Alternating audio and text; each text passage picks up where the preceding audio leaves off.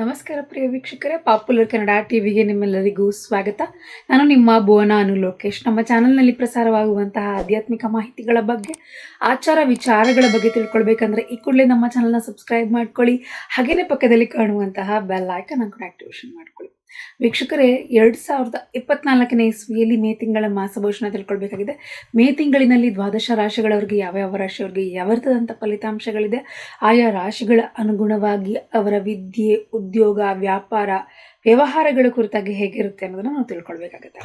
ಹಾಗಾಗಿ ಇವತ್ತಿನ ಒಂದು ವಿಡಿಯೋದಲ್ಲಿ ನಾವು ಮಕರ ರಾಶಿಯವರಿಗೆ ಹೇಗಿದೆ ಈ ಒಂದು ಮೇ ತಿಂಗಳ ಮಾಸಭವಿಷ್ಯ ಅನ್ನೋದನ್ನು ನೋಡೋದಾದ್ರೆ, ಈ ಮಕರ ರಾಶಿಯವರಿಗೆ ಈ ಒಂದು ಮೇ ತಿಂಗಳು ಅನ್ನುವಂಥದ್ದು ತುಂಬ ಅನುಕೂಲಕರವಾಗಿರುವಂಥ ತಿಂಗಳಾಗಿದೆ. ವೃತ್ತಿಯ ದೃಷ್ಟಿಕೋನದಿಂದ ಈ ತಿಂಗಳು ತುಂಬ ಅನುಕೂಲಕರವಾಗಿದ್ದು, ಮತ್ತು 10ನೆಯ ಮನೆಯ ಅಧಿಪತಿ ಶುಕ್ರನು 4ನೆಯ ಮನೆಯಲ್ಲಿ ಕುಳಿತಿರ್ತಾನೆ.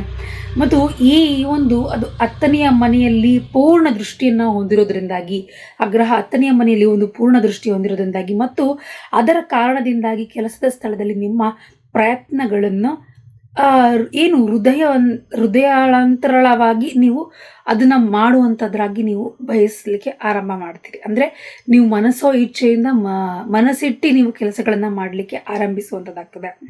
ಈ ಒಂದು ಶುಕ್ರನ ಈ ಒಂದು ಸ್ಥಾನದಿಂದಾಗಿ ನಿಮ್ಮ ಪ್ರಯತ್ನಗಳೆಲ್ಲವೂ ಕೂಡ ಹೃದಯಾಂತರಾಳದಿಂದ ನಿಮಗೆ ಬರೋದ್ರಿಂದಾಗಿ, ಅದನ್ನು ನೀವು ಇಷ್ಟಪಟ್ಟು ಮಾಡೋದ್ರಿಂದಾಗಿ ನೀವು ನಿಮ್ಮ ಒಂದು ಬಾಸಿಂದನೋ ಅಥವಾ ನಿಮ್ಮ ಮೇಲಧಿಕಾರಿಗಳಿಂದಲೋ ಪ್ರಶಂಸೆ ಕೂಡ ಪಡ್ಕೊಳ್ತೀರಿ. ಇನ್ನು ವ್ಯಾಪಾರಸ್ಥರಿಗೆ ನೋಡುವಂಥದ್ದಾದರೆ, ವ್ಯಾಪಾರಸ್ಥರಿಗೆ ಈ ತಿಂಗಳು ಅನುಕೂಲಕರವಾಗಿರ್ತದೆ ಮತ್ತು ಈ ಒಂದು ಕ್ಷೇತ್ರದಲ್ಲಿರುವಂಥವ್ರಿಗೆ ಒಟ್ಟಾರೆಯಾದಂತಹ ಪ್ರಗತಿಯನ್ನು ನೋಡ್ತಾ ಹೋಗ್ತಾರೆ. ಯಾವುದೇ ಒಂದು ವ್ಯಾಪಾರಸ್ಥರಾಗಿದ್ದರೂ ಕೂಡ ಮಕರ ರಾಶಿಯವರಿಗೆ ಪ್ರಯತ್ನಗಳು ಅನ್ನುವಂಥದ್ದು ಜಾಸ್ತಿ ಇರ್ತದೆ. ಹಾಗೆಯೇ ಪ್ರಗತಿ ಅನ್ನುವಂಥದ್ದನ್ನು ಕೂಡ ನೀವು ಹೆಚ್ಚಿನದಾಗಿ ನೋಡ್ತಾ ಹೋಗ್ತೀರಿ. ಇನ್ನು ನೀವು ವಿದ್ಯಾರ್ಥಿಗಳ ಬಗ್ಗೆ ನೋಡುವಂಥದ್ದಾದರೆ ಮಕರ ರಾಶಿಯಲ್ಲಿರುವಂಥವ್ರಿಗೆ ಈ ಒಂದು ತಿಂಗಳು ಅನುಕೂಲಕರವಾಗಿರ್ತದೆ. ದೇವಗುರು ಬೃಹಸ್ಪತಿಯು ಇಡೀ ತಿಂಗಳು 5ನೆಯ ಮನೆಯಲ್ಲಿ ಕುಳಿತಿರ್ತಾರೆ ಮತ್ತು ಇದು ಅರ್ಥಗರ್ಭಿತವಾದಂತಹ ಜ್ಞಾನವನ್ನು ಒಟ್ಟಾರೆಯಾಗಿ ಏರಿಕೆಗೆ ಕಾರಣವಾಗುತ್ತದೆ.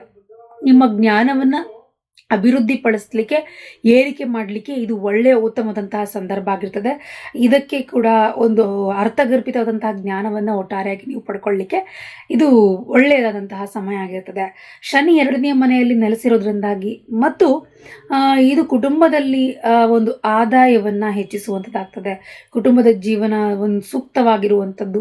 ಅಧಿಪತಿಯಾದಂತಹ ಶನಿಯು ನೆಲೆಸಿರೋದ್ರಿಂದಾಗಿ ಒಂದು 2ನೆಯ ಮನೆಯಲ್ಲಿ ಕುಟುಂಬದಲ್ಲಿ ಒಂದು ಆದಾಯ ಅನ್ನುವಂಥದ್ದು ಹೆಚ್ಚಾಗುವಂಥ ಮೂಲಗಳು ಹೆಚ್ಚಾಗ್ತದೆ.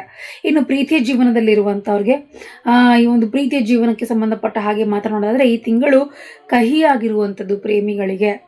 ಇನ್ನು ಇದರ ಬಗ್ಗೆ ನೋಡುವಂಥದ್ದಾದರೆ, ದೇವಗುರು ಬೃಹಸ್ಪತಿಯು ಈ ಒಂದು ಗುರು ಅನ್ನುವಂಥ 5ನೆಯ ಮನೆಯಲ್ಲಿ ಇರೋದ್ರಿಂದಾಗಿ ಮತ್ತು ಶುಕ್ರನು 4ನೆಯ ಮನೆಯಲ್ಲಿ ನೆಲೆಗೊಂಡಿರೋದ್ರಿಂದಾಗಿ ಇದು ನಿಮ್ಮ ವೈವಾಹಿಕ ಜೀವನವನ್ನು ಅರಳಿಸುವಂಥ ಹಾಗೆ ಮಾಡ್ತದೆ. ಇನ್ನು ವಿವಾಹಿತರಾಗಿದ್ದರೆ ಇದು ಬಹಳ ಉತ್ತಮವಾದಂತಹ ಸಂದರ್ಭ ಅಂತ ಹೇಳ್ಬೋದು. ಇನ್ನು ಗುರುವಿನ ಆಶೀರ್ವಾದ ಇರೋದ್ರಿಂದಾಗಿ ಪ್ರೇಮಿ ಈ ಒಂದು ಪ್ರೀತಿಯಲ್ಲಿರುವಂಥವರು ಪ್ರಾಮಾಣಿಕತೆಯನ್ನು ನೀವು ಖಚಿತಪಡಿಸಬೇಕಾಗುತ್ತೆ ಮತ್ತು ನಿಮ್ಮ ಜವಾಬ್ದಾರಿಗಳನ್ನು ಸಹ ನೀವು ಅರ್ಥ ಮಾಡ್ಕೊಳ್ಬೇಕಾಗುತ್ತೆ. ಆಗ ಮಾತ್ರ ನೀವು ನಿಮ್ಮ ಪ್ರೇಮ ಜೀವನವನ್ನು ಸಫಲಗೊಳಿಸ್ಕೊಳ್ಳಿಕ್ಕೆ ಸಾಧ್ಯ ಆಗುವಂಥದ್ದು. ಇನ್ನು ಆರ್ಥಿಕ ಪರಿಸ್ಥಿತಿಯ ಬಗ್ಗೆ ಚರ್ಚಿಸೋದಾದರೆ ಈ ತಿಂಗಳು ಮಕರ ರಾಶಿಯವರಿಗೆ ಬಹಳ ಪರಿಹಾರದ ಒಂದು ಸಂಕೇತಕವಾಗಿ ಸಾಬೀತುಪಡಿಸುವಂಥದ್ದಾಗಿದೆ. ಬ್ಯಾಂಕ್ ಬ್ಯಾಲೆನ್ಸ್ ಕೂಡ ತೀವ್ರವಾಗಿ ಏರಿಕೆ ಆಗುವಂಥದ್ದು. ಮಾಡಿದ ಎಲ್ಲ ಪ್ರಯತ್ನಗಳು ಕೂಡ ಈ ತಿಂಗಳಿನಿಂದ ನಿಮಗೆ ಯಶಸ್ಸಾಗ್ತಾ ಹೋಗ್ತದೆ. ಯಾಕೆ ಅನ್ನೋದಾದರೆ, ದೇವಗುರುದಂತಹ ಬೃಹಸ್ಪತಿ ನಿಮ್ಮ ರಾಶಿಯಿಂದ 5ನೇ ಮನೆಯಲ್ಲಿ ಈ ಒಂದು ವೃಷಭ ರಾಶಿಯಲ್ಲಿ ಇರೋದ್ರಿಂದಾಗಿ ಬರುವಂತಹ ಮೇ ತಿಂಗಳಿನಿಂದ ಮೇಷದಿಂದ ವೃಷಭಕ್ಕೆ ಹೋಗ್ತಾ ಇರೋದ್ರಿಂದಾಗಿ ಬಹಳಷ್ಟು ಅದೃಷ್ಟವನ್ನು ಹಾಗೂ ಸಾಕಷ್ಟು ಲಾಭಗಳನ್ನು, ಆರ್ಥಿಕವಾದಂತಹ ಬೆಂಬಲವನ್ನು ಹಾಗೂ ನೀವು ಉದ್ಯೋಗದಲ್ಲಿ ಇಷ್ಟು ದಿನ ಪಟ್ಟಂತಹ ಕಷ್ಟಗಳನ್ನೆಲ್ಲವನ್ನು ಕೂಡ ನಿವಾರಣೆ ಮಾಡ್ತಾನೆ. ಇನ್ನು ಆರೋಗ್ಯದ ದೃಷ್ಟಿಕೋನದಿಂದ ನೋಡೋದಾದರೆ ಈ ತಿಂಗಳು ಸ್ಥಳೀಯರಿಗೆ ಅನುಕೂಲಕರವಾಗಿರ್ತದೆ ಮತ್ತು ಯಾವುದೇ ಒಂದು ರೀತಿಯಾದಂತಹ ದೊಡ್ಡ ತೊಂದರೆಗಳು ಕೂಡ ಇರುವಂಥದ್ದಿಲ್ಲ. ಮಕರ ರಾಶಿಯವರಿಗೆ ಇನ್ನು ಮುಂದೆ 7.5 ಕೊನೆಯ ಹಂತದಲ್ಲಿದ್ದೀರಿ. ಸ್ವಲ್ಪ ನಿಮಗೆ ಅನುಕೂಲಕರವಾದಂಥ ಪರಿಸ್ಥಿತಿಗಳನ್ನು ನೋಡ್ತಾ ಹೋಗ್ತೀರಿ.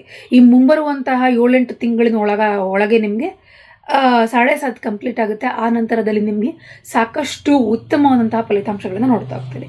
ಪರಿಹಾರ ಪ್ರತಿನಿತ್ಯ ಶನಿ ಚಾಲಿಸ್ತಾನ ಪಠನೆಯನ್ನು ಮಾಡಿ ಇನ್ನೂ ಹೆಚ್ಚಿನದಾದಂತಹ ಫಲಿತಾಂಶಗಳನ್ನು ನೋಡ್ತಾ ಹೋಗ್ತೀರಿ. ಈ ವಿಧವಾಗಿತ್ತು ಈ ಒಂದು ಮಕರ ರಾಶಿಯವರ ಮೇ ತಿಂಗಳ ಮಾಸಭವಿಷ್ಯ. ನೀವು ಕೂಡ ನಿಮ್ಮ ರಾಶಿಯನ್ನು ತಿಳ್ಕೊಂಡು ನಮ್ಮ ಚಾನಲ್ನಲ್ಲಿ ಪ್ರಸಾರವಾಗುವಂತಹ ಮಾಸಭವಿಷ್ಯನ ರಾಶಿಗಳನ್ನು ಅನುಗುಣವಾಗಿ ತಿಳ್ಸ್ತಾ ಎಲ್ರಿಗೂ ಒಳ್ಳೆಯದಾಗಲಿ. ಧನ್ಯವಾದಗಳು.